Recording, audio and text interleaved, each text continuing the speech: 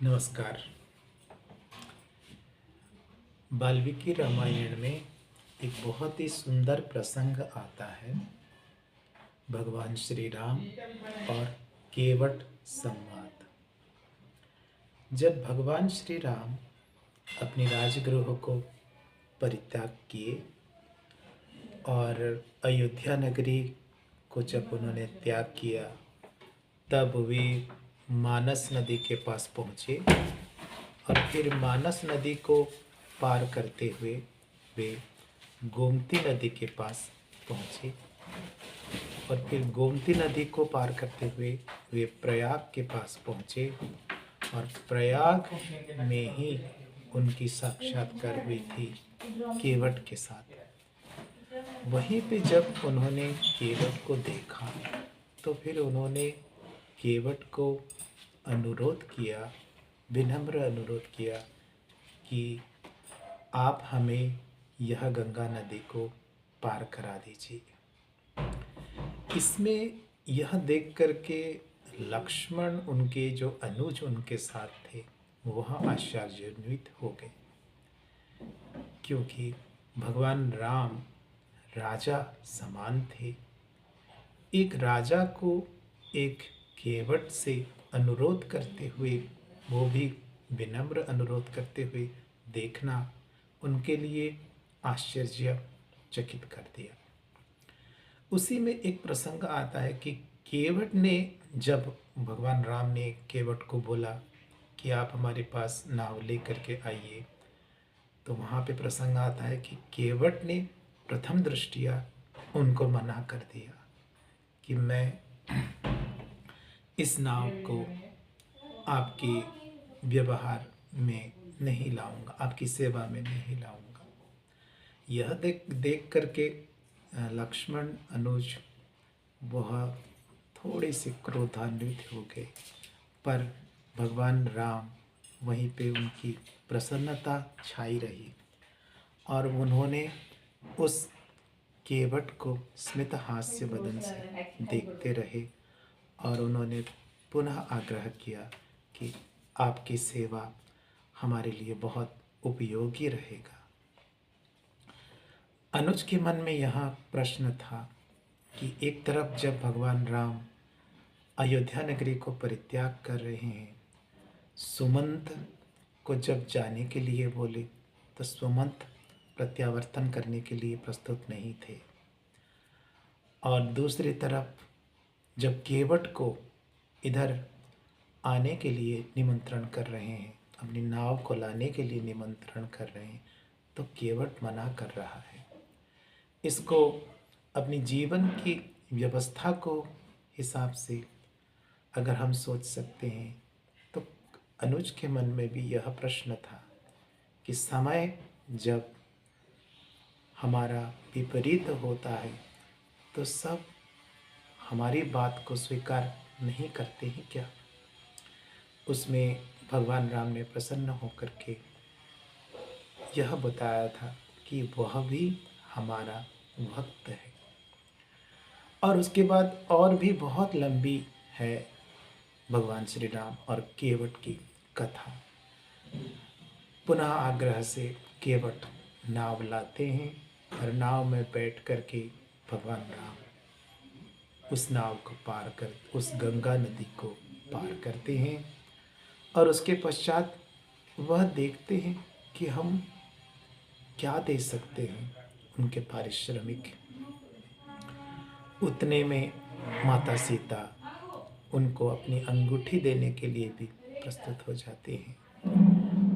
तो यह वाक्य फिर आगे चलता है और यहाँ पे हमको ये देखने को मिलता है कि हमें अपने जीवन में किसी न किसी की सेवा की ज़रूरत, आवश्यकता होती रहती है, और उसके उपरांत हमें सब प्राणियों को सम्मानपूर्वक उनकी व्यवस्था के अनुरूप, उनके परिश्रम के अनुरूप उनके साथ सहयोग करना चाहिए। यह कहानी को यहाँ से मैं उठा करके मन में यह प्रश्न आता है कि हम जैसा पढ़ते आ रहे हैं, हम जैसा सुनते आ रहे हैं कि हमारी समाज में इतनी सारी भेदभाव रही हैं हजारों सालों से, यह तो हमारी सनातन धर्म की व्याख्या नहीं है। हमारे सनातन धर्म में इतने महान, जब हमारे भगवान ने अवतार लिए थे, तब उनके जीवन में जब यह वर्णन है कि समाज के सभी वर्ग के उचित स्थान हैं, भिन्नता रहती हैं, केवट भी भिन्न थे, भगवान राम भी, उनकी जीवन शैली भिन्न थी, परंतु एक समय में सबको समान आदर के साथ उनको वही स्थान दिया जाना, यह बताता है कि हमको भी हमारे समाज में भिन्नता तो रहेंगी। हम ऐसे समाज की कभी कल्पना, कभी निर्माण नहीं कर पाएंगे जिसमें कि सब समान हैं। वेस्टर्न साइकोलॉजिस्ट, सोशियोलॉजिस्ट जिसमें लगे हुए हैं कि कैसे करके एक समाज बनाए जिसमें कि सब समान हो जाए, ऐसा होना संभव नहीं है। क्योंकि वो अगर होगा तो उसमें जो विकास है, वो उसकी गतिशीलता वहीं रुक जाती है। ऐसा होना सही भी नहीं है। हमारी समाज सृष्टि का ही एक रूप है। जो सृष्टि है उसमें भिन्नता है, परंतु प्रत्येक भिन्न भिन्न वस्तु तथा प्राणी तथा उद्भिद समस्त में उनकी जो विकास के लिए स्वतंत्र संभावनाएं बनी रहती हैं। ऐसे ही समाज में भिन्नता तो रहेंगे, लेकिन भिन्नता होते हुए भी हम अगर प्रत्येक प्राणी को सद्भाव के साथ, प्रेम के साथ सम्मान दे सके, उनका उपयुक्त व्यवहार कर सके, उनको सम्मान पूर्वक अपनी तरफ से सद्भाव, सत्प्रेम और अपना सहयोग दे सके, तो एक उन्नत समाज की हम निर्माण कर पाएंगे। भिन्नता समाज का एक अभिन्न अंग है और यह एक आवश्यकता है। कुछ उच्चता रहेगी, कुछ निम्न प्रकृति हमारे अंदर रहेंगी, लेकिन यह नहीं बताता है कि हमारे अंदर कोई भेदभाव हो। भेदभाव को भुला करके सबकी स्वतंत्रता को हमें सम्मान देना चाहिए, सबकी तरफ प्रेम बनता रहना चाहिए। सनातन धर्म हमें यही सिखाता है कि हम सबके साथ सद्भाव में अपनी जीवन व्यतीत कर पाएँ। जब हमारी तरफ से सबके अंदर हम वही एक ही वस्तु को, जो कि परम सत्ता है, उसको देख पाएंगे और उसी से हमारे अंदर हृदय में प्रेम प्रवाहित रहेगा, तो हम एक ऐसे समाज की कल्पना कर पाएंगे, ऐसे समाज के निर्माण कर पाएंगे जिसमें सबके लिए न्याय होगा और सबके लिए उचित अधिकार भी मिलेंगे। कोई किसी के अधिकार छीनने के लिए प्रयत्न भी नहीं करेंगे। हम सबको सम्मान दे पाएंगे।